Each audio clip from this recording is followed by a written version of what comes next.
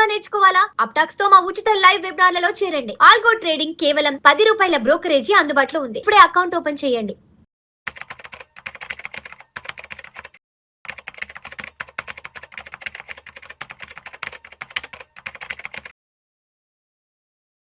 ప్రేక్షకులకి మీ రామచంద్రమూర్తి నమస్కారాలు. ఈ వీడియోలో మనం రీసెంట్గా సెంట్రల్ గవర్నమెంట్ పెట్రోల్ ప్రైసెస్ పెంచింది. ఫస్ట్ 108 మన తెలంగాణలో చూసుకుంటే 108 నుంచి ఇప్పుడు 107 ఉండేది, ఇప్పుడు 113 దాకా వచ్చింది. దాదాపు 3% 4% దాకా పెరిగింది. అలా అయితే అసలు మిగతా కంట్రీస్లో ఎక్కడ ఏమున్నాయి, ఇవి ఎంత పెరిగినాయి, ఈ యొక్క ఇరాన్ వార్ వల్ల పెట్రోల్ ప్రైసెస్ ఎంత హైక్ అయినది అనేది మనం చూద్దాం. ఇప్పుడు మయన్మార్లో చూసుకుంటే దాదాపు 90% పెరిగింది మయన్మార్లోనే లాస్ట్ 3 మంత్స్లో. అలాగే మలేషియాలో 56% పెరిగింది మలేషియాలో. అలాగే పాకిస్తాన్లో తీసుకుంటే 54% పాకిస్తాన్లో పెరిగింది రేటు. అలాగే యూఏఈ తీసుకుంటే 52% పెరిగింది. అలాగే యుఎస్ఏలో 52.4% పెరిగింది. శ్రీలంకలో తీసుకుంటే 38% పెరిగింది. అలాగే కెనడాలో 31% పెరిగింది. అలాగే ఫ్రాన్స్ 20%, యూకే ఆల్మోస్ట్ 19%, కేవలం మన ఇండియాలో వచ్చి 3.2% సేమ్ టైంలో పెరిగింది. సో సెంట్రల్ గవర్నమెంట్ దీన్ని బట్టి కేంద్ర ప్రభుత్వం ఎంత జాగ్రత్తలు తీసుకుంటుంది అనేది మనం చూడొచ్చు. మన చుట్టుపక్కల ఉన్న కంట్రీలు చూసుకుంటే దాదాపు 50% అయితే పెరగటం అనేది గమనించాం మనం. బర్మాలో కానీ, మయన్మార్ కానీ, పాకిస్తాన్ కానీ, యూఏఈ మినిమం ఇవన్నీ కూడా చూసుకుంటే 50% పెరిగింది. అలాగే బాగా ఇంగ్లాండ్ కానీ, ఫ్రాన్స్ కానీ, తర్వాత ఈ శ్రీలంక కానీ 40%, 28%, 30% అలా పెరిగినాయి. కేవలం మన ఇండియాలోనే 3.2% పెరిగింది. అంటే ఇంకా పెరగమన్న ఉద్దేశం కాదు.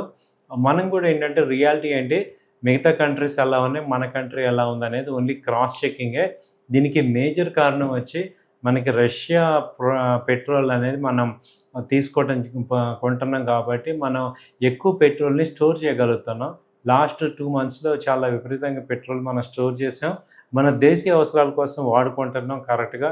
అందుకనే మనకి వాళ్ళ కష్టకాలంలో ఆదుకుంది. అలాగే చాలామంది ఈ పెట్రోల్ నుంచి కూడా షిఫ్ట్ అవుదామని చూస్తున్నారు, ఎలక్ట్రికల్ వెహికల్స్కి మూవ్మెంట్ అవ్వమని చెప్తున్నారు.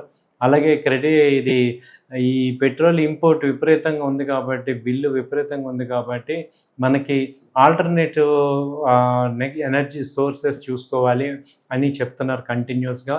సోలార్ కానీ, అలాగే ఎలక్ట్రికల్ వెహికల్స్ ఇలాంటివన్నీ మనం వేరేవి చూసుకోవటం ద్వారా మన యొక్క పెట్రోల్ బిల్లు ఇంపోర్ట్ని తగ్గించుకోవడం ద్వారా మనం పెట్రోల్ని అదుపులో పెట్టుకోవచ్చు, కంట్రోల్ చేసుకోవటం అనేది చాలా అవసరం.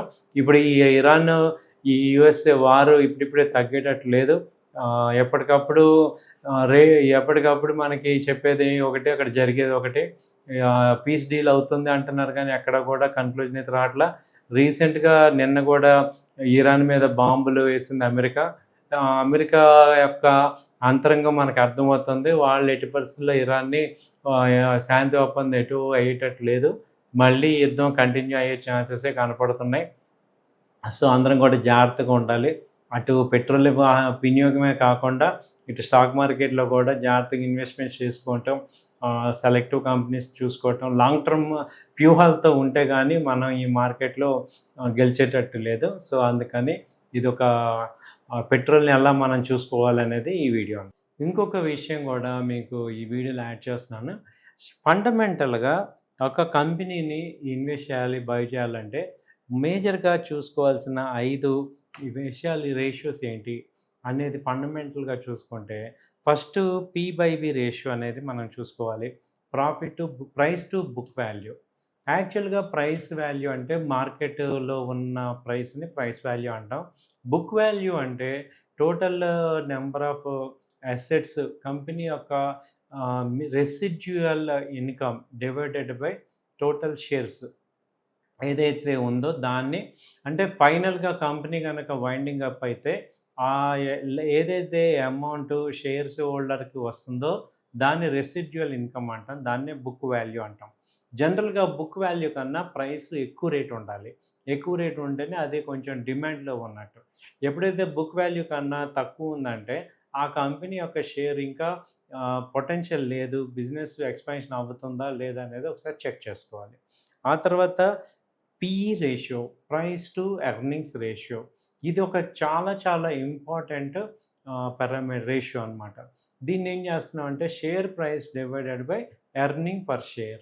అంటే companies every quarter profits generate చేస్తుంటాయి. సో ఎవ్రీ క్వార్టర్ ప్రాఫిట్ వచ్చినప్పుడు ఆ ప్రాఫిట్ మీద ఒక షేర్కి ఎంత ప్రాఫిట్ ఇస్తుంది అనేది మనం చెక్ చేసుకుంటే దాన్ని ఈపీఎస్ అంటాం, ఎర్నింగ్స్ పర్ షేర్. ఇప్పుడు ఆ షేర్ని, ఆ యొక్క ఎర్నింగ్స్ని ఇప్పుడు షేర్ రేట్ని బట్టి divided by price. So share price divided by earnings per one share is equal to PE ratio. PE ratio మనకి ఏం చెప్తుందంటే అసలు ఈ కంపెనీ యొక్క షేరు డిమాండ్లో ఉందా, లేకపోతే వీక్గా ఉందా, స్ట్రాంగ్గా ఉందా, ఇండస్ట్రీ పిఈ కన్నా ఎక్కువ ఉందా, తక్కువ ఉందా అనేది మనం కంపేర్ చేసుకోవాలి. ఏదైనా పిఈ 20 to 30 మల్టిపుల్స్ మధ్య ఉంటే అది మంచి కంపెనీ అనేది మనకు అర్థం చేసుకోవచ్చు. ఆ తర్వాత ROCE, return on capital employed. Total క్యాపిటల్ని మనం ఎంత చేసామో దాని మీద మనకి రిటర్న్ ఎంత వచ్చింది అనేది మనకి ఆర్ఓసిఈ చెప్తుంది. ఇప్పుడు మన ప్రాఫిట్స్, సపోజ్ ఒక కంపెనీకి వచ్చిన ప్రాఫిట్స్ని టోటల్ డివైడెడ్ బై క్యాపిటల్.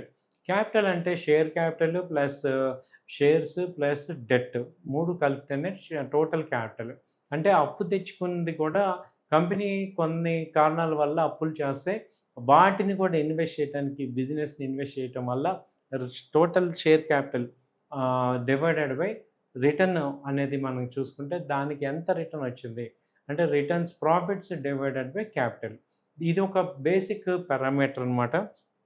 ఇది గనక మనకి ఈ కంపెనీ సమర్థవంతంగా ఈ కంపెనీ యొక్క టోటల్ క్యాపిటల్ని వాడుకుంటుందా లేదా అనేది మనకు అర్థమవుతుంది. ఆ తర్వాత ఆర్ఓఈ, రిటర్న్ ఆన్ ఈక్విటీ. అంటే ఇప్పుడు దీనిలో డెట్స్ మైనస్ చేసేసి రిటర్న్స్ డివైడెడ్ బై ఈక్విటీ చేస్తే ఇప్పుడు ఈక్విటీ మీద మంచి రిటర్న్స్ వస్తుందా లేదా, మనకి ఈక్విటీ హోల్డర్కి మంచి రిటర్న్స్ వస్తుందా లేదా అనేది ఆర్ఓఈ మీద వస్తుంది.